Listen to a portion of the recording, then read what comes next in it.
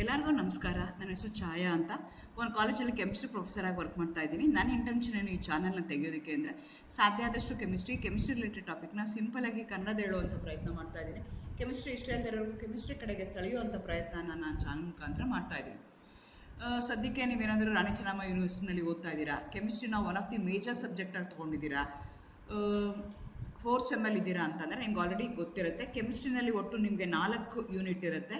So 4 ಯೂನಿಟ್ಗೂ important weightage ಕೊಡ್ತಾ ಇರ್ತೀರಾ. Unit 1ಅಲ್ಲಿ ನಿಮಗೆ 3 ಸಬ್ ಟಾಪಿಕ್ ಬರುತ್ತೆ. D and F block elements ಅಂತ ಬರುತ್ತೆ, ಚಿಲೇಟ್ಸ್ ಅಂತ ಬರುತ್ತೆ, ಅದೇ ಥರ ಎನ್ವೈರನ್ಮೆಂಟಲ್ ಕೆಮಿಸ್ಟ್ರಿ ಬರುತ್ತೆ. ಎಗೇನ್ ಎನ್ವೈರನ್ಮೆಂಟಲ್ ಕೆಮಿಸ್ಟ್ರಿ ನಿಮಗೆ ಏರ್ ಪೊಲ್ಯೂಷನ್ನು ಇದೆ ಮತ್ತು ವಾಟರ್ ಪೊಲ್ಯೂಷನ್ನು ಇದೆ. Already D and F block ಎಲಿಮೆಂಟ್ಸ್ದು ವೀಡಿಯೋಸ್ ಅಪ್ಲೋಡ್ ಮಾಡಿದ್ದೀನಿ, ಚಿಲೇಟ್ಸ್ದು ವೀಡಿಯೋಸ್ ಅಪ್ಲೋಡ್ ಮಾಡಿದ್ದೀನಿ. ಈಗ ಎನ್ವೈರನ್ಮೆಂಟಲ್ ಕೆಮಿಸ್ಟ್ರಿನಲ್ಲಿ ಏರ್ ಪೊಲ್ಯೂಷನ್ದು ಇವತ್ತು ನಾನು ಅಪ್ಲೋಡ್ ಮಾಡೋಣ ಅಂತ ಅಂದ್ಕೊಳ್ತಾ ಇದ್ದೀನಿ.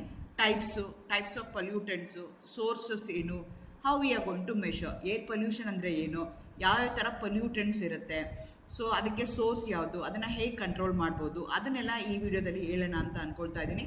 ಎಗೇನ್ ವೆಲ್ಕಮ್ ಟು ಕೆಂಚಾಯ. ನನ್ನ ಚಾನಲ್ನ ಸಬ್ಸ್ಕ್ರೈಬ್ ಮಾಡಿ, ಶೇರ್ ಮಾಡಿ, ಸಪೋರ್ಟ್ ಮಾಡಿ. Not only from the exam point of view, ಇದು ನಿಮಗೆ ಡೇ ಟು ಡೇ ಲೈಫಲ್ಲಿ, because environment is concern to everybody.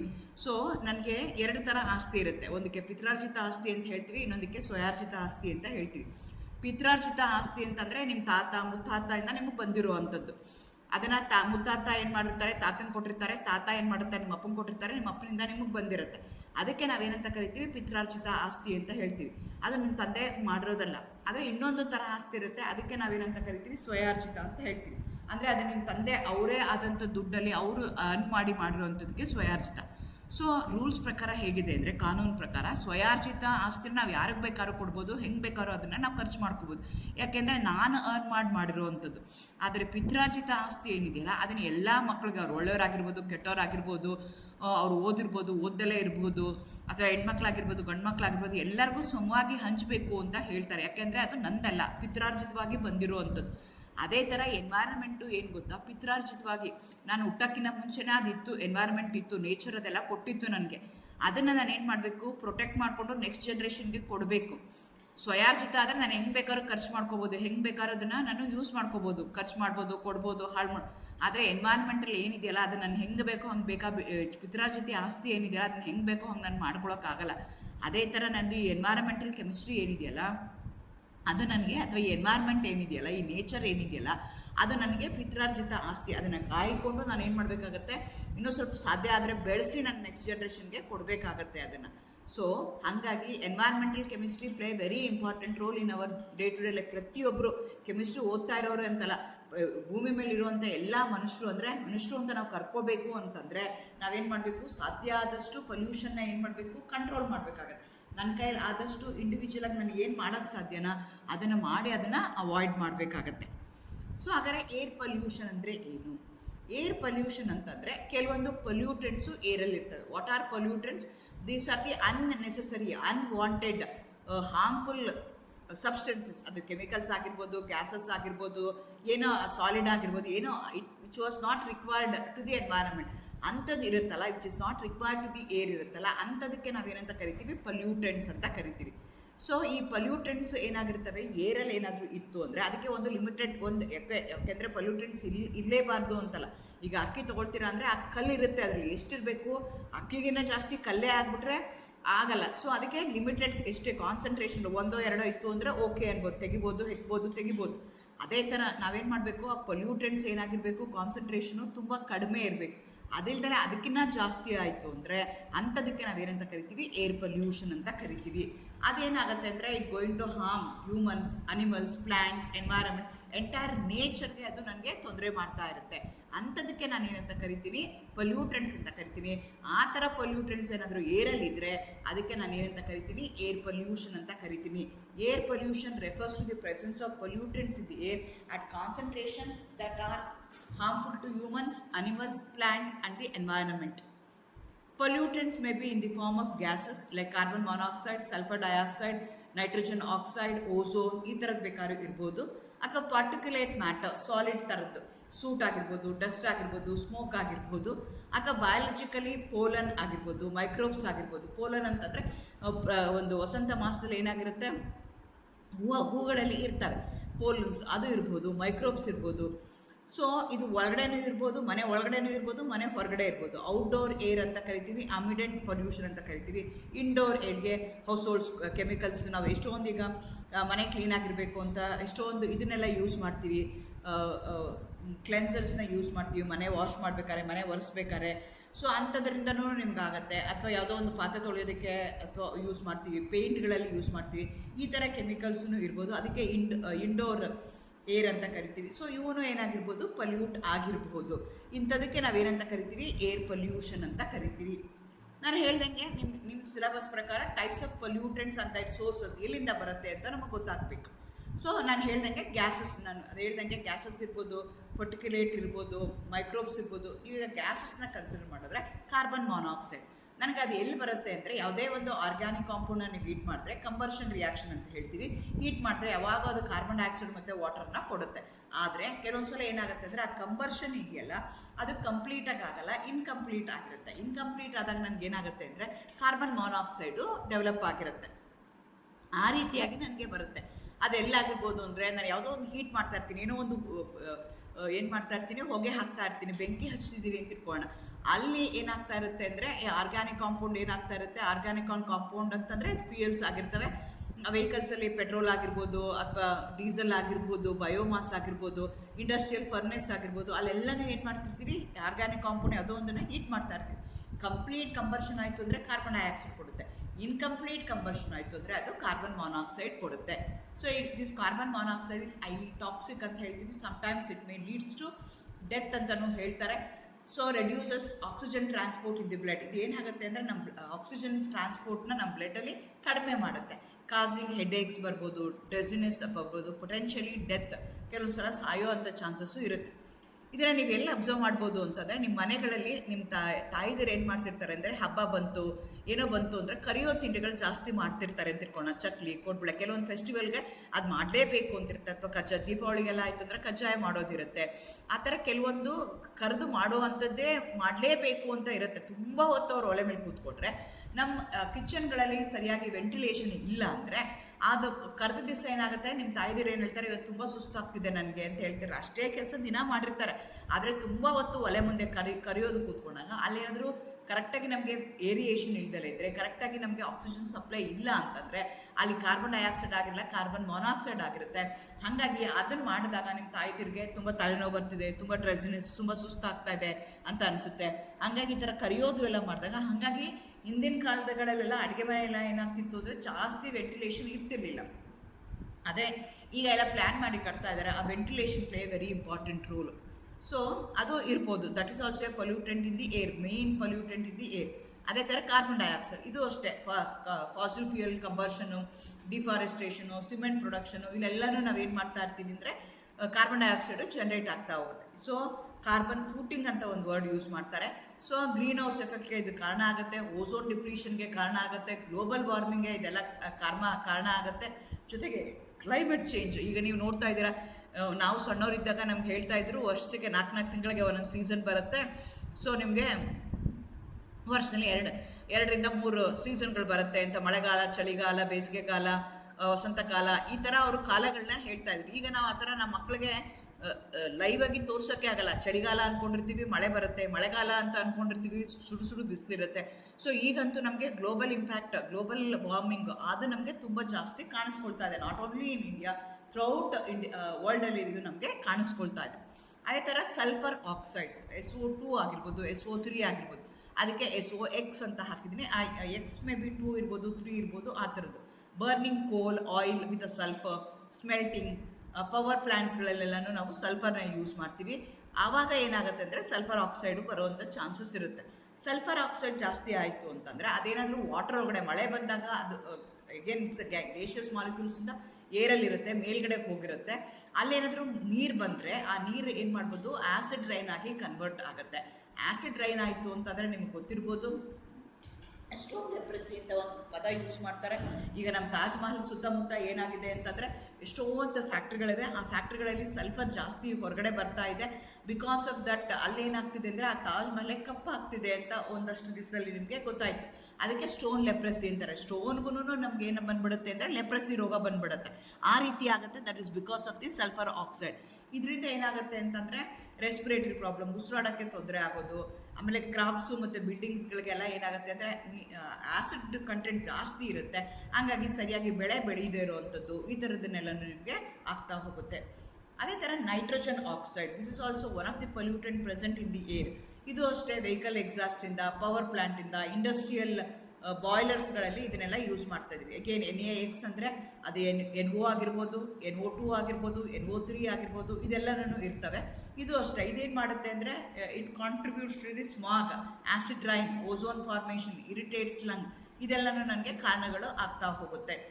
So smog ಅಂತಂದರೆ ಏನು ಅಂತಂದರೆ ಎದುರುಗಡೆ ಏನಿದೆ ವೆಹಿಕಲ್ ಅಂತ ನಿಮ್ಗೆ ಕಾಣಿಸೋದೇ ಇಲ್ಲ. ಪರ್ಟಿಕ್ಯುಲರ್ಲಿ ಲಾಸ್ ಏಂಜಲ್ಸಲ್ಲಿ ಇದು ತುಂಬ ಜಾಸ್ತಿ ಕಾಣಿಸ್ಕೊಳ್ಳುತ್ತೆ ಅಂತ ಹೇಳ್ತಾರೆ. ಸುಮಾರು ಮೈಲಿಗಟ್ಟಲೆ ಅಲ್ಲಿ ಅಂದರೆ ಹೊಗೆ ತುಂಬ್ಕೊಂಡ್ಬಿಟ್ಟಿರುತ್ತೆ. ಅಲ್ಲಿ ಮುಂದೆ ಏನಾಗ್ತಿದೆ, ಹೇಗೆ ಹಿಮ ತುಂಬ್ಕೊಳುತ್ತಲ್ಲ ಅದೇ ಥರ ಏನು ಆಗ್ತಿದೆ ಅಂತ ನಮಗೆ ಗೊತ್ತಾಗಲ್ಲ. ಆ ರೀತಿಯಾಗಿ ಆಗುತ್ತೆ.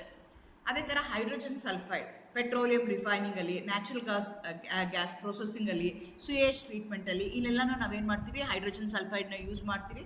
ಇದು ಒಂದು ಲೆವೆಲ್ ಇರೋ ತನಕ ಓಕೆ. ಅದಕ್ಕಿಂತ ಜಾಸ್ತಿ ಆಯಿತು ಅಂದರೆ ಅದು ರಾಟನ್ ಎಗ್ ಸ್ಮೆಲ್ ಇರುತ್ತೆ, ಕೆಟ್ಟು ಕೊಳೆತು ಮೊಟ್ಟೆ ವಾಸನೆ ಇರುತ್ತೆ. ಹಾಗಾಗಿ ರೆಸ್ಪಿರೇಟರಿ ಸಿಸ್ಟಮ್ ಆಗಿರ್ಬೋದು ಅಥವಾ ಅದು ನಾವು ವಾಸನೆ ತಡ್ಕೊಳಕ್ಕಾಗದಿರೋ ಅಷ್ಟು ಟಾಕ್ಸಿಕ್ ಆಗುವಂಥ ಚಾನ್ಸಸ್ ಇರುತ್ತೆ.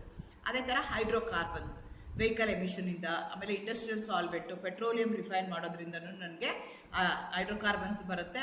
ಫೋಟೋಕೆಮಿಕಲ್ ಸ್ಮಾಗ್ ನಾನು ಹೇಳಿದ್ನಲ್ಲ, some are carcinogenic also. So ಈ ರೀತಿಯಾಗಿ ಈ ಥರ gases which are present in the air, pollutants ಅಂತ ನಾವು ಕರಿತೀವಿ.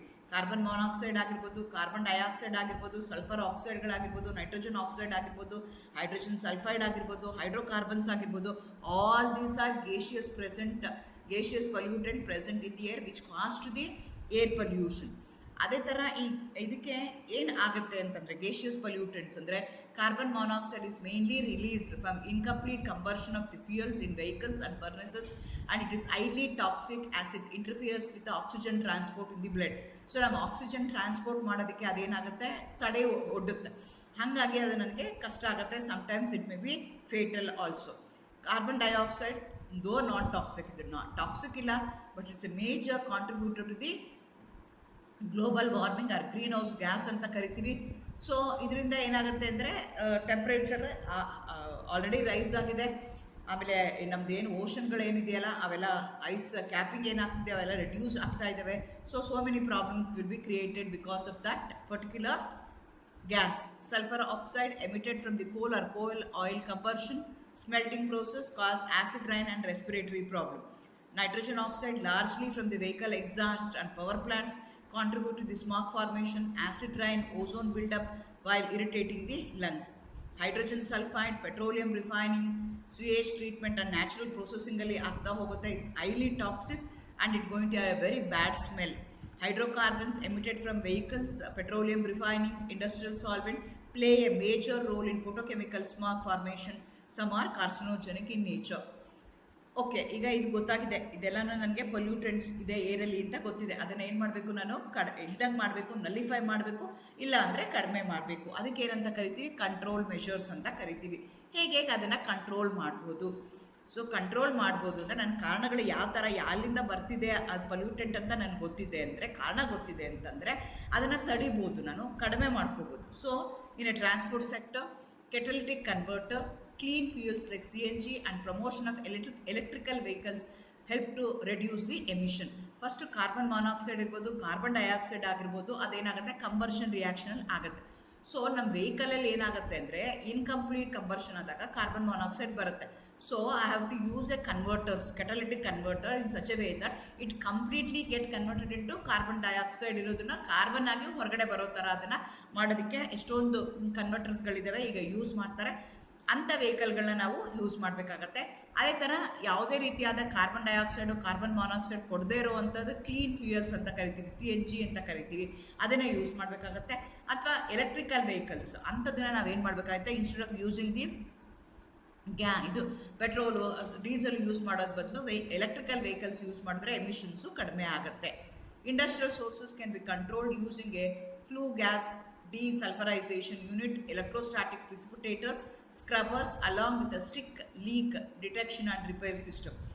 ಒಂದು ಟ್ರಾನ್ಸ್ಪೋರ್ಟಲ್ಲಿ ನಾನು ಅವಾಯ್ಡ್ನ ಮಾಡ್ಬೋದು. ಕಾರ್ಬನ್ ಡೈಆಕ್ಸೈಡ್ ಆಗಿರ್ಬೋದು, ನೈಟ್ರೋಜನ್ ಆಕ್ಸೈಡ್ ಆಗಿರ್ಬೋದು, ಅಥವಾ ಹೈಡ್ರೋಕಾರ್ಬನ್ಸ್ ಇರ್ಬೋದು, ಅದನ್ನೆಲ್ಲನೂ ಅವಾಯ್ಡ್ ಮಾಡ್ಬೋದು. ಅದೇ ಥರ ಇಂಡಸ್ಟ್ರಿಯಲ್ ಸೋರ್ಸಸ್ ಅಂದರೆ ಆಕ್ಸೈಡ್ಸ್ ಆಫ್ ನೈಟ್ರೋಜನ್ ಆಗ್ಬೋದು, ಆಕ್ಸೈಡ್ಸ್ ಆಫ್ ಸಲ್ಫರ್ ಆಗಿರ್ಬೋದು. ಇವನ್ನೆಲ್ಲ ಹೇಗೆ ಅಂತಂದರೆ ಅದಕ್ಕೆ ಡಿಸಲ್ಫರೈಸೇಷನ್, ಸಲ್ಫರ್ನ ತೆಗಿಬೇಕು ಅಂತಂದರೆ ನಾನೇನು ಮಾಡಬೇಕಾಗತ್ತೆ, ಸಲ್ಫರ್ ನನ್ನ ಯೂನಿಟಿಂದ ಹೊರಗಡೆ ಹೋಗದೇ ಇರೋಂಗೆ ನಾನು ಅದನ್ನು ನೋಡ್ಕೋಬೇಕಾಗತ್ತೆ. ಅದೇ ಥರ ಪ್ರಿಸಿಪಿಟೇಟರ್ಸ್ನ ಯೂಸ್ ಮಾಡಬೇಕಾಗತ್ತೆ, ಸ್ಕ್ರಬ್ಬರ್ಸ್ನ ಯೂಸ್ ಮಾಡಬೇಕಾಗತ್ತೆ. ಜೊತೆಗೆ ಇದು ಎಲ್ಲೂ ಲೀಕ್ ಆಗಬಾರ್ದು, ಆ ರೀತಿಯಾಗಿ ನಾವು ಇದನ್ನು ರಿಪೇರ್ ಸಿಸ್ಟಮ್ಗಳನ್ನ ಇಟ್ಕೋಬೇಕಾಗತ್ತೆ. At household and energy level, switching to the renewable energy, banning biomass burning, promoting LPG and biogas are effective strategies. So ನಮಗೆ ಬಯೋಮಾಸ್ ಅಂದರೆ ಏನು, ಕಟ್ಟಿಗೆ ಹಾಕುವಂಥದ್ದು, ಹುರುಳು ಉರಿಯುವಂಥದ್ದು, ಅಂಥದ್ದೆಲ್ಲ ಮಾಡಿದ್ರೆ ಜಾಸ್ತಿ ಕಾರ್ಬನ್ ಡೈಆಕ್ಸೈಡ್, ಕಾರ್ಬನ್ ಮಾನಾಕ್ಸೈಡ್ ಬರುತ್ತೆ. ಅದ್ರ ಬದಲು LPG ಅಥವಾ ಬಯೋಮಾಸ್ಗೆ ಕನ್ವರ್ಟ್ ಆಗುವಂಥದ್ದು, ರಿನ್ಯೂಯಬಲ್ ಎನರ್ಜಿ ಸೋರ್ಸಸ್ ಇರ್ಬೋದು, ಅಂಥದಕ್ಕೆಲ್ಲ ನಾವೇನು ಮಾಡಬೇಕಾಗತ್ತೆ, ಹೋಗ್ಬೇಕಾಗುತ್ತೆ. ಗೊಬ್ಬರ ಗ್ಯಾಸ್ ಅಂತ ಒಂದು ಸ್ವಲ್ಪ ದಿವಸ ಬಂತು, ಅದನ್ನೆಲ್ಲ ನಾವು ಯೂಸ್ ಮಾಡಬೇಕಾಗತ್ತೆ. ಇದು ಎಲ್ಲದಕ್ಕಿಂತ important policy interventions such as emission standards, air quality monitoring, public awareness campaigns for the strengthen the pollution control. So ಜೊತೆಗೆ ಪಾಲಿಸಿ ಏನು ಮಾಡಬೇಕು, ಸ್ಟ್ರಿಕ್ಟ್ ಆಗಿರಬೇಕು. Rules and regulation, environmental board ಅಂತ ಇದೆ, ಅವರು ಎಲ್ಲ ರೂಲ್ಸು ರೆಗ್ಯುಲೇಷನ್ಸ್ ಮಾಡಬೇಕು. ಪ್ರತಿಯೊಂದು ಫ್ಯಾಕ್ಟ್ರಿಗಳಿಗೆ, ಪ್ರತಿಯೊಂದು ಇಂಡಸ್ಟ್ರಿಗಳಿಗೆ ಏರ್ ಕ್ವಾಲಿಟಿ ಮಾನಿಟರಿಂಗ್ ಮಾಡಬೇಕು. ಎಷ್ಟು ಗಾಳಿ ಹೊರಗಡೆ ಬಿಡ್ತಿದೆ, ಸುತ್ತಮುತ್ತ ಜನ ಹೇಗಿದ್ದಾರೆ, ಅದನ್ನೆಲ್ಲ ಹೇಳಬೇಕು. ಜೊತೆಗೆ public awareness also play a very important role. Like ಸ್ಕೂಲ್ಸ್ಗಿರ್ಬೋದು, ಅಥವಾ ಓಪನ್ ಪ್ಲೇಸ್ಗಳಲ್ಲಿ ಹಿಂಗೆ ಪೊಲ್ಯೂಟೆಡ್ ಮಾಡ್ತಾ ಇದ್ದರೆ ಅದರಿಂದ ಏನೇನು ತೊಂದರೆ ಆಗುತ್ತೆ ಅದನ್ನೆಲ್ಲ ನಾವು ಅವ್ರಿಗೆ ಹೇಳ್ಕೊಡ್ಬೇಕಾಗತ್ತೆ. Overall, while carbon monoxide and H2S pose immediate toxic risk, carbon dioxide and sulfur oxide and nitrogen oxide and hydrocarbons contribute to a long-term environmental damage, making integrated control measure essential for safeguarding the human health and ecological balance. So carbon monoxide ಮತ್ತು H2S ಏನು ಮಾಡುತ್ತೆ, ಇಮಿಡಿಯೇಟಾಗಿ ನನಗೆ ಆ್ಯಕ್ಷನ್ನ ತೋರಿಸುತ್ತೆ. ಆದರೆ ಬೇರೆ gases ಇದೆಯಲ್ಲ, carbon dioxide ಆಗಿರ್ಬೋದು, oxides of sulphur, oxides of nitrogen, hydrocarbons, ಅದೆಲ್ಲ ಲಾಂಗ್ ಟರ್ಮಲ್ಲಿ ನನಗೆ ಅಫೆಕ್ಟ್ ಮಾಡುತ್ತೆ. ಹಾಗಾಗಿ ನಾನು ಅದನ್ನು ಕಂಟ್ರೋಲ್ನ ಮಾಡ್ಕೋಬೇಕಾಗತ್ತೆ. ಅದೇ ಥರ ಸೆಕೆಂಡ್ ಇಂಪಾರ್ಟೆಂಟ್ ಪೊಲ್ಯೂಟೆಂಟ್ ಇನ್ನಲ್ಲಿ ಏರಲ್ಲಿ ಇರೋ ಅಂಥದ್ದು ಯಾವುದು ಅಂದರೆ ಫ್ಲೋರೋ ಕಾರ್ಬನ್ಸ್ ಅಂತ ಕರಿತೀವಿ, CFCs ಅಂತ ಕರಿತೀವಿ. ಆಲ್ಮೋಸ್ಟ್ ಅದೆಲ್ಲ ಏನಾಗಿದೆ, ಬ್ಯಾನ್ ಆಗಿದೆ. ಫ್ರಮ್ ದಿ ಮೊಂಟ್ರಾಯಿಲ್ ಪ್ರೋಟೋಕಾಲ್ ಅಂತ ಹೇಳ್ತೀವಿ, ಅದು ಬಂದ ಮೇಲೆ ಇದನ್ನೆಲ್ಲ ನಾವೇನು ಮಾಡ್ತಾ ಇದ್ದೀವಿ, ಸಾಧ್ಯ ಆದಷ್ಟು ಅವಾಯ್ಡ್ ಮಾಡ್ತಾ ಇದ್ದೀವಿ. ಹೈಡ್ರೋಫ್ಲೋರೋ ಕಾರ್ಬನ್ಸ್ನ ಯೂಸ್ ಮಾಡ್ತಾ ಇದ್ದೀವಿ. Since it's a free radical mechanism ಆಗಿರೋದಕ್ಕೋಸ್ಕರ ಫ್ರೀ ರ್ಯಾಡಿಕಲ್ ಆಗಿ ನಾವೇನು ಮಾಡಿದ್ದೀವಿ, ಜನ್ರೇಟ್ ಮಾಡಿಬಿಟ್ಟಿದ್ವಿ. ಕ್ಲೋರಿನ್ ಫ್ರೀ ರ್ಯಾಡಿಕಲ್ನ ಜನ್ರೇಟ್ ಮಾಡಿದ್ವಿ. That chlorine free radical is making a hole in the ಓಝೋನಲ್ಲಿ ಹೋಲ್ ಆಗ್ತಾ ಇದೆ. ಎವ್ರಿ ಇಯರ್ ಅದು ಇನ್ಕ್ರೀಸ್ ಆಗ್ತಾ ಇದೆ. ಸೊ ಹಂಗಾಗಿ that also play very important role as A pollutant in the air.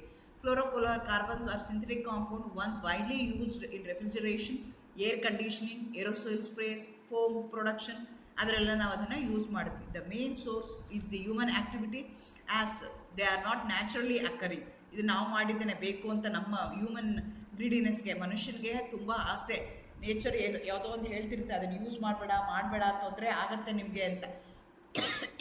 ಅಂದರೂ ಇವನ್ನ ನೇಚರ್ಗಿನ್ನ ದೊಡ್ಡವನು, ನನಗೆಲ್ಲ ಮಾಡೋಕ್ಕೆ ಸಾಧ್ಯ ಅಂತ ಈ ಮನುಷ್ಯನ ಗ್ರೀಡಿನೆಸ್ಗೆ, ಅಂದರೆ ಅವ್ನಿಗೆ ತೃಪ್ತಿನೇ ಇಲ್ಲ, ಇನ್ನೊಂದೇನೋ ಮಾಡಬೇಕು ಅಂತ. ಅದು ನೇಚರ್ಗೆ ಅದರಿಂದ ಎಷ್ಟು ಹಾರ್ಮ್ಫುಲ್ ಆಗಿದೆ ಅಂತ ನಾವು ನೋಡ್ದಲ್ಲೇ ಏನು ಮಾಡ್ತಾ ಹೋಗ್ತೀವಿ, ಅದನ್ನೆಲ್ಲ ಹ್ಯೂಮನ್ ಆ್ಯಕ್ಟಿವಿಟಿಯಿಂದ ಮಾಡ್ತಾ ಇದ್ದೀವಿ.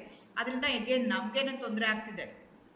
ಈಗ ಅಂದರೆ ಹ್ಯೂಮನ್ ಅಂದ ತಕ್ಷಣ ನಾವು ನೀವು ಅಂತಲ್ಲ, ಎಂಟೈರ್ ಮ್ಯಾನ್ಕೈಂಡ್ ನಾನು ಹೇಳ್ತಾ ಇದ್ದೀನಿ, ಅವರೆಲ್ಲ ಯೂಸ್ ಮಾಡ್ತಾ ಇರೋದ್ರಿಂದ ಅದು ಆಗ್ತಾ ಹೋಗುತ್ತೆ. ಹಂಗಾಗಿ ಓಝೋನ್ ಡಿಪ್ಲೀಷನ್ ಆಗ್ತಾ ಇದೆ. ಓಝೋನ್ ಡಿಪ್ಲೀಷನಿಂದ ನಿಮ್ಗೆ ಗೊತ್ತು, ಸ್ಕಿನ್ ಕ್ಯಾನ್ಸರ್ಸ್ ಆಗಿರ್ಬೋದು, ಸರಿಯಾಗಿ ಕ್ರಾಪ್ ಆಗದೆ ಇರೋವಂಥದ್ದಾಗಿರ್ಬೋದು, ಬೇರೆ ಬೇರೆ ಥರದ್ದು ನನಗೆ ಪ್ರಾಬ್ಲಮ್ಗಳು ಕಾಣಿಸ್ಕೊಳ್ತಾ ಹೋಗುತ್ತೆ. ಅಡ್ವರ್ಸ್ ಎಫೆಕ್ಟ್ ಏನಾಗುತ್ತೆ ಫ್ಲೋರೋ ಕಾರ್ಬನಿಂದ ಏನು ಆಗ್ತಿದೆ ಅಂತಂದರೆ, increased incidence of skin cancer, contracts in human, reduce crop yield, damage to marine ecosystem. ಸಮುದ್ರದಲ್ಲಿರುವಂಥ ಮೆರೈನ್ ಎಕೋಸಿಸ್ಟಮ್ ಏನಿದೆಯಲ್ಲ, ಫಿಶ್ ಇರ್ಬೋದು, ಅದಕ್ಕೆಲ್ಲನೂ ತೊಂದರೆ ಆಗ್ತಿದೆ.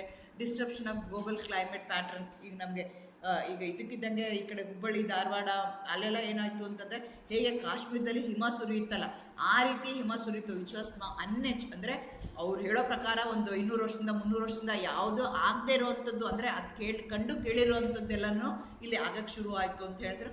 All this are because of the human intervention, because of the human ಇದೆಲ್ಲ ತೊಂದರೆ ಮಾಡಿ ಹ್ಯೂಮನ್ ಆ್ಯಕ್ಟಿವಿಟಿಯಿಂದನೇ ಇದೆಲ್ಲ ಆಗಿರುವಂಥದ್ದು.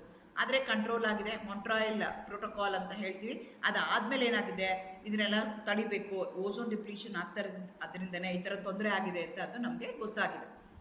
ಸೊ ಕಂಟ್ರೋಲ್ ಮೆಷರ್ ಗೊತ್ತಾಗಿದೆ ನಮಗೆ, ಅದರಿಂದ ತೊಂದರೆ ಆಗುತ್ತೆ ಅಂತ ಕಂಟ್ರೋಲ್ ಮಾಡಬೇಕು. ಮಾಂಟ್ರಿಯಲ್ ಪ್ರೋಟೋಕಾಲ್ ಆಯಿತು. ಇಡೀ ಪ್ರಪಂಚದಲ್ಲಿ ಎಲ್ಲರೂ ಫ್ಲೋರೋ ಕಾರ್ಬನ್ಸ್ನ ಬ್ಯಾನ್ ಮಾಡಿದ್ದಾರೆ, ಅದನ್ನು ಯೂಸ್ ಮಾಡಬಾರ್ದು ಅಂತ ಹೇಳಿದ್ದಾರೆ. ಅಕಸ್ಮಾತ್ ಅದಿತ್ತು ಹಳೆಯ ಸಿಸ್ಟಮಲ್ಲಿ ಇತ್ತು ಅಂದರೆ ಅದನ್ನು ರಿಕವರಿ ಮಾಡೋದು, ರೀಸೈಕ್ಲಿಂಗ್ ಪ್ರೋಗ್ರಾಮ್ ಮಾಡೋದು, ಎಕೋ ಫ್ರೆಂಡ್ಲಿ ಆಲ್ಟರ್ನೇಟಿವ್ಸ್, ಅದಕ್ಕೆ ಆಲ್ಟರ್ನೇಟಿವ್ ಆಗಿ ಹೈಡ್ರೋಫ್ಲೋರೋ ಕಾರ್ಬನ್ಸ್ ಅಂತ ಕರಿತೀವಿ, ಹೈಡ್ರೋಫ್ಲೋರೋ ಕಾರ್ಬನ್ಸ್ ಅಂತ ಕರಿತೀವಿ, ನ್ಯಾಚುರಲ್ ರೆಫ್ರಿಜರೆಂಟ್ಸ್, ಅದನ್ನೆಲ್ಲ ಯೂಸ್ ಮಾಡ್ತಾ ಇದ್ದೀವಿ ನಾವೀಗ. These steps are drastically reduce the global fluorocarbon emission, help the ozone layer to began to heal. ಅದು ಸ್ವಲ್ಪ ಈಗ ಕಡಿಮೆ ಆಗ್ತಾ ಇದೆ. ಅಗೇನ್ ಅದು ಹೇಗೆ ಅಂತಂದರೆ ನೋಡಿ, ಇಷ್ಟೆಲ್ಲನೂ ನಿಮಗೆ ಅವೇರ್ನೆಸ್ ಅಂದರೆ ಕಂಟ್ರೋಲ್ ಮಾಡೋದಕ್ಕೆ ಇಂಟರ್ನ್ಯಾಷನಲ್ ರೆಗ್ಯುಲೇಷನ್ ಮಾಂಟ್ರಿಯಲ್ ಪ್ರೋಟೋಕಾಲ್ 1987 ಮಾಡಿದ್ದಾರೆ. So landmark treaty signed by 198 countries to phase out CFCನ ಫೇಸ್ ಔಟ್ ಕಂಪ್ಲೀಟ್ಲಿ, ಅದನ್ನು ಯೂಸ್ ಮಾಡದಿರೋ ಥರ ಕಂಪ್ಲೀಟ್ಲಿ ಬ್ಯಾನ್ ಮಾಡೋ ಥರನೇ 198 ಕಂಟ್ರೀಸ್ 1987 ಅದು ಸೈನ್ ಮಾಡಿದ್ದಾರೆ. ಆಮೇಲೆ gradual reduction and eventual elimination of CFC production and consumption. ಅದು ಪ್ರೊಡಕ್ಷನ್ ಮಾಡಿದ್ರೆ ತಾನೇ ಯೂಸ್ ಮಾಡೋದು, ಪ್ರೊಡಕ್ಷನ್ ನಿಲ್ಲಿಸ್ಬಿಟ್ಟಿದ್ದಾರೆ.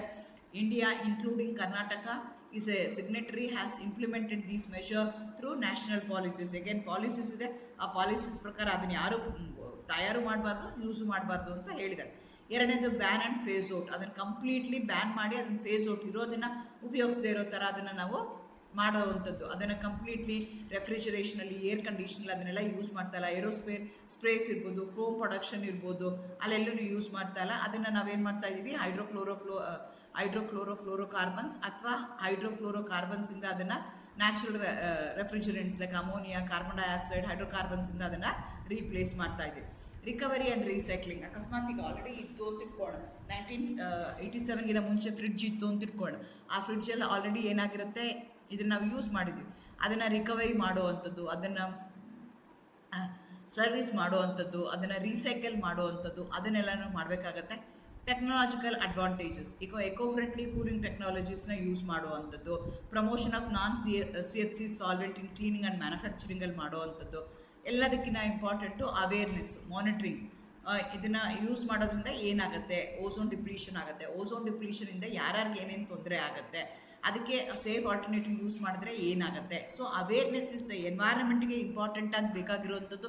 ಪೊಲ್ಯೂಷನ್ಗೆ ಅಂದರೆ ಅವೇರ್ನೆಸ್, ಅದು ಮಾಡಿದ್ರೆ ಏನಾಗುತ್ತೆ, ಅದನ್ನು ಹೇಗೆ ಉಳಿಸ್ಬೋದು, ಹೇಗೆ ಉಳ್ಕೋಬೋದು, ಅದನ್ನೆಲ್ಲ ನಾವು ಯೋಚನೆ ಮಾಡಬೇಕಾಗತ್ತೆ. ಸೊ ಇದನ್ನು ಟೇಬಲ್ ಫಾರ್ಮಲ್ಲಿ ತೊಗೊಂಡ್ರೆ ಮಾಂಟ್ರಿಯಲ್ ಪ್ರೋಟೋಕಾಲ್ ಇದೆ, global treaty banning CFCs, significant ozone recovery ಆಗಿದೆ. ನೆಕ್ಸ್ಟ್ ನ್ಯಾಷನಲ್ ಬ್ಯಾನ್ಸ್ ಆಗಿದೆ, ಪ್ರಾಹಿಬಿಷನ್ ಇನ್ ಇಂಡಸ್ಟ್ರೀದಾಗಿದೆ, ರೆಡ್ಯೂಸ್ಡ್ ಎಮಿಷನ್ ಆಗಿದೆ, recovery and recycling, capturing during service, prevent leakage, alternative refrigerants, ನಾವು ಹೇಳಿದ ಹೈಡ್ರೋಫ್ಲೋರೋ ಕಾರ್ಬನ್ಸ್ ಅದನ್ನೆಲ್ಲ ಯೂಸ್ ಮಾಡ್ತಾ ಇದ್ದೀವಿ. ಎಕೋ ಫ್ರೆಂಡ್ಲಿ ರಿಪ್ಲೇಸ್ಮೆಂಟ್ ಆಗಿದೆ. Awareness, education plus tracking, sustains the compliance ಏನಾಗಿದೆ ಅಂತ ನಾವು ನೋಡ್ಕೋಬೇಕಾಗುತ್ತೆ. ಅದಲ್ಲದೆ ಥರ್ಡ್ ಪೊಲ್ಯೂಟೆಂಟ್, ಮೊದಲನೇದು ಹೇಳಿದೆ ಗ್ಯಾಸಸ್ ಆಯಿತು, ಎರಡನೇದೇನಾಯಿತು CFCs ಆಯಿತು, ಮೂರನೇದು ಪೊಲ್ಯೂಟೆಂಟ್ ಇರುವಂಥದ್ದು ಏರಲ್ಲಿ ಅಂತಂದರೆ that is because of the pesticides. ನಿಮಗೆ ಗೊತ್ತು, ಈ ಕಡೆ ಇರೋರೆಲ್ಲ ರೈತರು ಜನ ಇರ್ತೀರ, ಎಲ್ಲರೂ ಏನು ಮಾಡ್ತಾರೆ ಅಂದರೆ ಗೊಬ್ಬರ ಹಾಕ್ತಾರೆ, ರಸಗೊಬ್ಬರ ಇರಲೇಬೇಕು ಅಂತ. ಕೆಲವು ಸಲ ಅಂತೂ ಕ್ಯೂ ನಿಂತ್ಕೋತಾರೆ, ಈ ಅಂಗಡಿ ಸಿಕ್ತು, ಆ ಅಂಗಡಿ ಸಿಕ್ತು, ಅಷ್ಟು ರೇಟ್ ಕೊಟ್ಕೊಂಡ್ವಿ, ಇಷ್ಟು ರೇಟ್ ಕೊಟ್ಕೊಂಡ್ವಿ, ಸಿಕ್ಕಿಲ್ಲ ಅಂತ ಕ್ಯೂ ನಿಂತು ಗೊಬ್ಬರನ ಕೊಂಡ್ಕೊಂಡು ನಾವು ಹಾಕ್ತಾ ಹೋಗ್ತೀವಿ. ಅದು ಕಂಟ್ರೋಲ್ ಪೆಸ್ಟ್ನ ಕಂಟ್ರೋಲ್ ಮಾಡೋಕ್ಕೆ, ವೀಡ್ಸ್ನ ಕಂಟ್ರೋಲ್ ಮಾಡೋಕ್ಕೆ ಅದನ್ನೇ ಯೂಸ್ ಮಾಡ್ತಾರೆ. ಬಟ್ ಅದರ ರೆಸಿಡ್ಯೂಸ್ ಎಲ್ಲ ಏನಾಗುತ್ತೆ, ನೀರಲ್ಲಿ ಉಳ್ಕೊಳ್ಳುತ್ತೆ, ಸಾಯಿಲಲ್ಲಿ ಉಳ್ಕೊಳ್ಳುತ್ತೆ, ಗಾಳಿಗೆ ಹೋಗುತ್ತೆ, ಫುಡ್ ಚೈನ್ಗೆ ಹೋಗುತ್ತೆ, ಅದೆಲ್ಲ ನನಗೆ ತೊಂದರೆ ಮಾಡ್ತಾ ಹೋಗುತ್ತೆ. This is a third pollutant present in the air.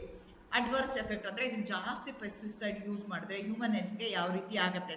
ಈಗ ಆಲ್ರೆಡಿ ಸುಮಾರು ಅವೇರ್ನೆಸ್ ಬಂದಿದೆ, ಎಲ್ಲನೂ ಆರ್ಗ್ಯಾನಿಕ್ ನಾವು ಪ್ರಕಾರ ಹೋಗ್ತೀವಿ. ಸಾಧ್ಯ ಆದಷ್ಟು ಈ ರಸಗೊಬ್ಬರಗಳನ್ನ, ಈ ಫರ್ಟಿಲೈಸರ್ಸ್ನ, ಅದೇ ಥರ ಹಾರ್ಬಿಸೈಡ್ಸು, ವರ್ಮಿಸೈಡ್ಸು ಇದೆಲ್ಲರನ್ನು ಕಡಿಮೆ ಮಾಡೋಕ್ಕೆ ಶುರು ಮಾಡಿದ್ದಾರೆ. ಮುಂಚೆ ಹಳೆಯ ಕಾಲದಲ್ಲಿ 100 ವರ್ಷದ ಹಿಂದೆ ನಮ್ಮ ತಾತ ಮುತ್ತಜ್ಜ ಏನು ಮಾಡ್ತಾಯಿದ್ರು ಅದೇ ಪಾಲಿಸಿಗೆ ಬಂದಿದ್ದಾರೆ. ಇದ್ರದ್ದು ಹಸು ಗೊಬ್ಬರ ಹಾಕುವಂಥದ್ದಾಗಿರ್ಬೋದು ಅಥವಾ ಎಲೆ ಗೊಬ್ಬರ ಹಾಕುವಂಥದ್ದಾಗಿರ್ಬೋದು, ಕಾಂಪೋಸ್ಟ್ ಆಗಿರ್ಬೋದು, ಇದಕ್ಕೆಲ್ಲ ನಾವೇನಂತ ಕರಿತೀವಿ ಆರ್ಗ್ಯಾನಿಕ್ ಫಾರ್ಮಿಂಗ್ ಅಂತ ಕರಿತೀವಿ. ಅದನ್ನೆಲ್ಲ ಮಾಡೋದಕ್ಕೆ ಶುರು ಮಾಡಿದರೆ ಆಲ್ರೆಡಿ ನಮ್ಗೆ ಏನಾಗಿದೆ ಸುಮಾರು ಅವೇರ್ನೆಸ್ ಬಂದಿದೆ. ಯಾಕೆ ಬಂತು ಅಂದರೆ continuous exposure can lead to the respiratory problem, skin irritation, allergic reactions.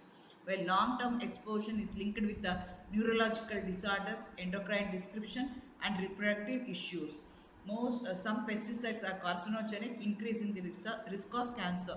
They also bioaccumulate in human tissues through the contaminated food and water, causing chronic toxicity. In addition, pesticides can weaken the immune system and affect the child development.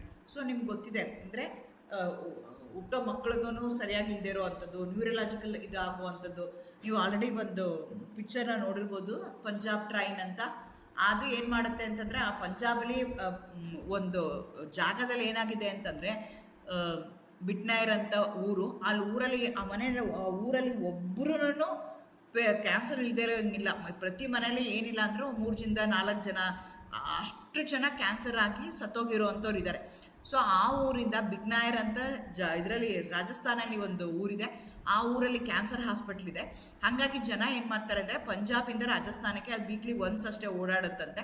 ಆ ಟ್ರೈನ್ಗೆ ಅವರು cancer train ಅಂತ ಹೇಳ್ತಾರೆ. ಯಾಕೆಂದರೆ the train is full of cancer patients ಇರ್ತಾರೆ.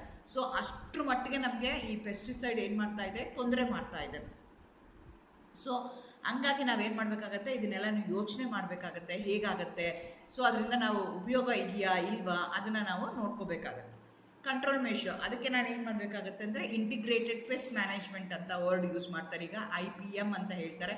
Core principle in India's crop protection programmes combines cultural, mechanical, biological and need based chemical methods. So ಆ ಜಾಗಕ್ಕೆ ಏನು ಬೇಕೋ ಅದು ಯಾವ ಥರ ಇದೆ, ಏರಿಯಾ ವೈಸ್ ಏನು ಮಾಡ್ತಾರೆ, ಇಂಟಿಗ್ರೇಟೆಡ್. ಅದಕ್ಕೆ ತುಂಬ ಪೆಸ್ಟಿಸೈಡು ಯೂಸ್ ಮಾಡ್ತಾರೆ. ಆರ್ಗ್ಯಾನಿಕ್ ಮ್ಯಾನಲ್ಲೇ ಹೇಗೆ ಮಾಡ್ಬೋದು ಅದನ್ನು ಹಂಗಂತ ಪೂರ್ತಿ ಅದನ್ನು ಬಿಟ್ಬಿಡಿ ಅಂತ ಹೇಳೋಕ್ಕಾಗ್ತಾ ಇಲ್ಲ. ಸೊ ಅದನ್ನು ಹೇಗೆ ರೆಸಿಸ್ಟ್ ಮಾಡೋದು, ಸೊ ತಂದೆ ಆದಂಥ ರೀತಿಯಲ್ಲಿ ಅದನ್ನು ಹೇಗೆ ಮಾಡೋದು, ಅದನ್ನೆಲ್ಲ ನಾವೇನು ಮಾಡಬೇಕು, ಇಂಟಿಗ್ರೇಟೆಡ್ ಪೆಸ್ಟ್ ಮ್ಯಾನೇಜ್ಮೆಂಟ್. ಈಗ ಬೆಳ್ಳುಳ್ಳಿ ಅಥವಾ ಈರುಳ್ಳಿನ ಚೆನ್ನಾಗಿ ಅರೆದು ಅದನ್ನು ಯೂಸ್ ಮಾಡ್ತಾರೆ, ಅಥವಾ ನಮಗೆ ನೀಮನ್ನ ಯೂಸ್ ಮಾಡ್ತಾರೆ, ನೀಮ್ ಆಯಿಲ್ನ ಯೂಸ್ ಮಾಡ್ತಾರೆ. ಇದೆಲ್ಲನೂ ಅದನ್ನು ಆಲ್ಟರ್ನೇಟಿವ್ ಅಂತ ಹೇಳ್ಬೋದು ನಾವು. ರೆಗ್ಯುಲೇಟರಿ ಆ್ಯಂಡ್ ಪಾಲಿಸೀಸ್, ಅಗೇನ್ ನಮಗೆ ಯಾವುದೋ ಅದು ಪರ್ಟಿಕ್ಯುಲರ್ಲಿ ಇಂಡಿಯಾದಲ್ಲಿ ನಮ್ಗೆ ಯಾವುದನ್ನು ನಾವು ರಿಸ್ಟ್ರಿಕ್ಟ್ ಮಾಡಲಿಲ್ಲ, ರೆಗ್ಯುಲೇಟ್ ಮಾಡಲಿಲ್ಲ ಅಂತಂದರೆ ನಾವು ಹೆಂಗೆ ಬೇಕೋ ಹಂಗೆ ಯೂಸ್ ಮಾಡ್ತಾ ಇರ್ತೀವಿ. ಸೊ ಗೌರ್ಮೆಂಟ್ ಏನು ಮಾಡಿದೆ, ಬ್ಯಾನ್ ಮಾಡಿದೆ, ರೆಸ್ಟ್ರಿಕ್ಟ್ ಮಾಡಿದೆ. ಅಜಾರ್ಡೈಸ್ ಪೆಸ್ಟಿಸೈಡ್ ಏನಾಗಿದೆ ಅಂತ ನಿಮ್ಗೆ ಆಲ್ರೆಡಿ ಕಾಸರಗೋಡು ಎಕ್ಸಾಂಪಲು ಇದೆ. ಈಗಲೂ ಕಾಸರಗೋಡಲ್ಲಿ ಹುಟ್ಟೋ ಮಕ್ಕಳುಗಳಿಗೆ ನ್ಯೂರಲಾಜಿಕಲ್ ಪ್ರಾಬ್ಲಮ್ ಇರೋದಕ್ಕೋಸ್ಕರ ಎಷ್ಟೋ ಜನ ಮಕ್ಕಳಿಗೆ ನಡೆಯೋಕ್ಕಾಗಲ್ಲ, ಇದು ಮಾಡೋಕ್ಕಾಗಲ್ಲ. ಅದು ಕೇಸಾಗಿ ಎಂಡೋಸಲ್ಫಾನ್ ಕೇಸಾಗಿ ತುಂಬ ವರ್ಷಗಳಾಗ್ಬಿಟ್ಟಿದೆ. ಆದರೂ ಈಗಲೂ ಸುಮಾರು ಒಂದು 60 ವರ್ಷ ಅಥವಾ 100 ವರ್ಷನೇ ಆಗಿರ್ಬೋದು, 100 ವರ್ಷ ಆದರೂ ಈಗಲೂ ಹುಟ್ಟೋಂಥ ಮಕ್ಕಳು ಕೈ ಕಾಲು ಸರಿ ಇಲ್ದಲೆ, ಬ್ರೈನ್ ಡೆವಲಪ್ಮೆಂಟ್ ಆಗ್ದಲೆ ಮಕ್ಕಳುಗಳು ಹುಟ್ಟುತ್ತವೆ. ಅದೆಲ್ಲದಕ್ಕೂ ಕಾರಣ ಪೆಸ್ಟಿಸೈಡೇ ಆಗಿರುತ್ತೆ. ಹಂಗಾಗಿ ಗೌರ್ಮೆಂಟೇ ಏನು ಮಾಡಿದೆ, ರಿಸ್ಟ್ರಿಕ್ಟ್ ಮಾಡಿದೆ. ಅದಕ್ಕೆ ಲೈಸೆನ್ಸ್ ಇರಬೇಕು ಬಿಫೋರ್ ಸೇಲ್ ಅಥವಾ ಯೂಸ್ ಮಾಡೋಕ್ಕಿಂತ ಮುಂಚೆ. ಅದೆಲ್ಲನೂ ನಾವು ನೋಡ್ಕೋಬೇಕಾಗತ್ತೆ. ರೆಸಿಡ್ಯೂಯಲ್ ಕಂಟ್ರೋಲ್, ಅಲ್ಲೇನಾಗಿರುತ್ತೆ ಅಂದರೆ ಅದು ರೆಸಿಡ್ಯೂ ಉಳ್ಕೊಂಡಿರುತ್ತೆ ಬೈದಿ. ಹಂಗಾಗಿ ಏನು ಮಾಡ್ತಾರೆ, FSSAI ಅವ್ರು ಏನು ಮಾಡ್ತಾರೆ, ನಾವು ತೊಗೊಳ್ಳೋವಂಥ ಫುಡ್ಡಲ್ಲಿ ಪೆಸ್ಟಿಸೈಡ್ ರೆಸಿಡ್ಯೂ ಇದೆಯಾ ಇಲ್ವಾ ಅಂತ ಚೆಕ್ ಮಾಡ್ತಾರೆ. ಅದೇ ಥರ ಗುಡ್ ಅಗ್ರಿಕಲ್ಚರಲ್ ಪ್ರಾಕ್ಟೀಸಸ್ನ ನಾವು ಮಾಡ್ಕೋಬೇಕಾಗತ್ತೆ ಟು ಮಿನಿಮೈಸ್ ರೆಸಿಡ್ಯೂನೆಲ್ಲ ಉಳಿಸ್ಕೊಳ್ಳೋದಕ್ಕೆ. ಸೇಫ್ ಯೂಸ್ ಗೈಡ್ಲೈನ್ಸ್ನ ಯೂಸ್ ಮಾಡಬೇಕಾಗತ್ತೆ. ಸೊ ಯಾವಾಗ ಹಾಕಬೇಕು, ಎಷ್ಟು ಹಾಕಬೇಕು. ಯೂಶಲಿ ಅಲ್ಲಿ ಪಂಜಾಬಲ್ಲಿ ಏನಾಗ್ತಿತ್ತು ಅಂತಂದರೆ ಅವರು ಎಷ್ಟು ಹೇಳಿದ್ರಲ್ಲ ಡೋಸೇಜು, ಅದಕ್ಕಿಂತ ಜಾಸ್ತಿ ಕ್ವಾಂಟಿಟಿನಲ್ಲಿ ಜಾಸ್ತಿ ಬೆಳೆ ಬರಲಿ ಅಂತ ಹಾಕ್ತಿದ್ರು ಅಂತಲೇ ಇದೆಲ್ಲ ತೊಂದರೆ ಆಗ್ತಿದೆ ಅಂತ ಹೇಳ್ತಾರೆ. ಸೊ ಕರೆಕ್ಟ್ ಡೋಸೇಜು ಯಾವ ಟೈಮಿಗೆ ಕೊಡಬೇಕು, ಎಷ್ಟು ಕೊಡಬೇಕು, ಯಾವ ರೀತಿ ಕೊಡಬೇಕು, ಅದನ್ನು ಹೆಂಗೆ ಬೇಕೋ ಹಾಗೆ. ಈಗ 1 ಲೀಟ್ರ್ ಒಳಗಡೆ 1 ಸ್ಪೂನ್ ಹಾಕಿ ಅಂತಂದರೆ ನಾನು 4 ಸ್ಪೂನ್ ಹಾಕಿದ್ರೆ ಏರ್ಗೆ ಹಾಕಿದ್ರೆ ಎಲ್ಲೆಲ್ಲಿ ಹೋಗುತ್ತೆ, ಏನಾಗುತ್ತೆ, ಅದನ್ನೆಲ್ಲ ನಾನು ನೋಡಿಕೊಂಡು ಅದನ್ನು ಏನು ಮಾಡಬೇಕಾಗತ್ತೆ, ಯೂಸ್ ಮಾಡಬೇಕಾಗತ್ತೆ. Avoid pesticide spraying near water bodies during the windy condition. ಅದೇನಾಗುತ್ತೆ, ನೀರೊಳಗಡೆ ಹೋಗುತ್ತೆ, ನೀರಿಂದ ಏನು ಮಾಡುತ್ತೆ, ಎಲ್ಲ ಕಡೆಗೂ ತೊಂದರೆ ಆಗುತ್ತೆ, ಗಾಳಿನಲ್ಲಿ ಸೇರಿಕೊಳ್ಳುತ್ತೆ, ಎಲ್ಲ ಕಡೆಗೂ ನನಗೆ ಪೆಸ್ಟಿಸೈಡು ತೊಂದರೆ ಮಾಡ್ತಾ ಹೋಗುತ್ತೆ. Eco friendly alternatives, bio pesticides ನಾನು ಹೇಳ್ದಂಗೆ ನೀಮ್ ಬೇಸ್ಡ್ ಫಾರ್ಮುಲೇಷನ್ಸ್ ಇರ್ಬೋದು, ಮೈಕ್ರೋಬಿಯಲ್ ಏಜೆಂಟ್ಸ್ಗಳನ್ನ ಯೂಸ್ ಮಾಡ್ತಾರೆ, ಆರ್ಗ್ಯಾನಿಕ್ ಫಾರ್ಮಿಂಗ್ನ ಯೂಸ್ ಮಾಡೋದು. ಸೊ ನಮ್ಮ ಇಂಡಿಯಾದಲ್ಲಿ ಮಣಿಪಾಲ್ ಏನಿದೆಯಲ್ಲ, that's the first organic state ಅಂತ ಹೇಳ್ತಾರೆ. ಕಂಪ್ಲೀಟ್ಲಿ ನಮಗೆ ಆರ್ಗ್ಯಾನಿಕ್ ಫಾರ್ಮಿಂಗ್ಗೆ ಮಾಡ್ತಾರಲ್ಲಿ ಈ ಕೆಮಿಕಲ್ ಫರ್ಟಿಲೈಸರ್ಸ್ನ ಕಂಪ್ಲೀಟ್ಲಿ ಅಲ್ಲಿ ಬ್ಯಾನ್ ಮಾಡಿದ್ದಾರೆ. ಸೊ ಈ ರೀತಿಯಾಗಿ ನಾವೇನು ಮಾಡಬೇಕು, ಸಸ್ಟೈನಬಲ್ ಪ್ರಾಕ್ಟೀಸಸ್ ಏನಿದೆಯಲ್ಲ ಆ ಪ್ರಾಕ್ಟೀಸ್ ಕಡೆಗೆ ನಾವೇನು ಮಾಡಬೇಕಾಗತ್ತೆ, ಹೋಗಬೇಕಾಗತ್ತೆ. ಇಂಟಿಗ್ರೇಟೆಡ್ ಪೆಸ್ಟ್ ಮ್ಯಾನೇಜ್ಮೆಂಟ್ ಮಾಡಬೇಕು. ಕಲ್ಚರಲ್, ಬಯಾಲಜಿಕಲ್, ಮಿನಿಮಲ್ ಕೆಮಿಕಲ್ಸ್ ಅಂದರೆ ನನ್ನ ತಾತ ಮುತ್ತಾಚ ಇದೆಲ್ಲ ಬರೋಕ್ಕಿಂತ ಮುಂಚೆ, ಇಷ್ಟೆಲ್ಲ ಅವೇರ್ನೆಸ್ ಕೆಮಿಕಲ್ಸ್ ಬಗ್ಗೆ ಬರೋಕ್ಕಿಂತ ಮುಂಚೆ, ಗ್ರೀನ್ ರೆವಲ್ಯೂಷನ್ ಮುಂಚೆ ಜನ ಯಾವುದ್ರ ಮೇಲೆ ಡಿಪೆಂಡೆಂಟ್ ಆಗ್ತಿದ್ರಲ್ಲ ಅದೇ ಥರದ್ದು ಅದು ಕಲ್ಚರಲ್ ಆಗಿರ್ಬೋದು, ಬಯಾಲಜಿಕಲ್ ಆಗಿರ್ಬೋದು, ನನ್ನ ಏರಿಯಾಗೆ ಸೂಟಬಲ್ ಆಗುವಂಥದ್ದು ನಾನು ಮಾಡಬೇಕಾಗತ್ತೆ. Eco friendly, reduces the resistance, regulations ಮತ್ತು ಬ್ಯಾನ್ಸ್ ಮಾಡಬೇಕಾಗತ್ತೆ. ಅದೇ ಥರ ರೆಸಿಡ್ಯೂ ಲಿಮಿಟ್ಸ್ಗಳನ್ನ ನಾನು ಟೆಸ್ಟ್ ಮಾಡಿ ಸಾಯಿಲಲ್ಲಿ ಎಷ್ಟಿದೆ ಹೇಗಿದೆ ಅದನ್ನೆಲ್ಲ ನಾನು ಚೆಕ್ ಮಾಡ್ಕೋಬೇಕಾಗತ್ತೆ, ಅಥವಾ ನಾನು ತಿನ್ನೋ ಆಹಾರದಲ್ಲಿ ಎಷ್ಟಿದೆ ಅಂತ ನಾನು ಚೆಕ್ ಮಾಡ್ಕೋಬೇಕಾಗತ್ತೆ. ಸೇಫ್ ಯೂಸ್ ಗೈಡ್ಲೈನ್ಸ್, ಟ್ರೈನಿಂಗ್ ಕೊಡಬೇಕು, ಪ್ರೊಟೆಕ್ಟಿವ್ ಗೇರ್ಗಳನ್ನ ಹಾಕ್ಕೋಬೇಕು, ಅದಕ್ಕೆ ಮಾಸ್ಕ್ ಹಾಕ್ಕೊಳ್ಳೋ ಅಂಥದ್ದು ಅಥವಾ ಗ್ಲೌಸ್ ಹಾಕ್ಕೊಳ್ಳೋ ಅಂಥದ್ದು, ಆಫ್ಟರ್ ದಿ ಯೂಸ್ ಅದನ್ನೇ ಏನು ಮಾಡೋ ಅಂಥದ್ದು ಅದನ್ನೆಲ್ಲ ನೋಡಬೇಕಾಗತ್ತೆ. ಎಕೋ ಫ್ರೆಂಡ್ಲಿ ಆಲ್ಟರ್ನೇಟಿವ್ಸ್ನ ನಾವು ಯೂಸ್ ಮಾಡಬೇಕಾಗತ್ತೆ. ಈ ರೀತಿಯಾಗಿ 3 ಥರ ಪೊಲ್ಯೂಟೆಂಟ್ಸ್ ಇದೆ. ಒಂದು ಗೇಷಿಯಸ್ ಪೊಲ್ಯೂಟೆಂಟ್ಸ್ ಇದೆ, ಎರಡನೇದು ಫ್ಲೋರೋಕ್ಲೋರೋಕಾರ್ಬನ್ಸ್ ಇದೆ, ಮೂರನೇದು ನನಗೆ ಪೆಸ್ಟಿಸೈಡ್ಸ್ ಇದೆ. ಈ ರೀತಿಯಾಗಿ 3 ಥರ ಏರ್ ಪೊಲ್ಯೂಷನ್ಸ್ ಕಾರಣ ಆಗುವಂಥ ಪೊಲ್ಯೂಟೆಂಟ್ಸ್ ಇದೆ. ಆ ಪೊಲ್ಯೂಟೆಂಟ್ಸ್ನ ನಾವು ಹೇಗೆ ಕಂಟ್ರೋಲ್ ಮಾಡಬೇಕಾಗುತ್ತೆ, ಸೋರ್ಸಸ್ ಯಾವುದು, ಅದನ್ನು ಹೇಗೆ ಕಂಟ್ರೋಲ್ ಮಾಡಬೇಕು ಅಂತ ನಿಮ್ಮ ಸಿಲೆಬಸ್ ಪ್ರಕಾರ ಕೊಟ್ಟಿದ್ದಾರೆ. That I have explain today. If you have any questions you can comment below. Like, share and subscribe for more such organic chemistry videos. Next I am going to explain on question and answers on chelates. Thank you. All the best. Good luck.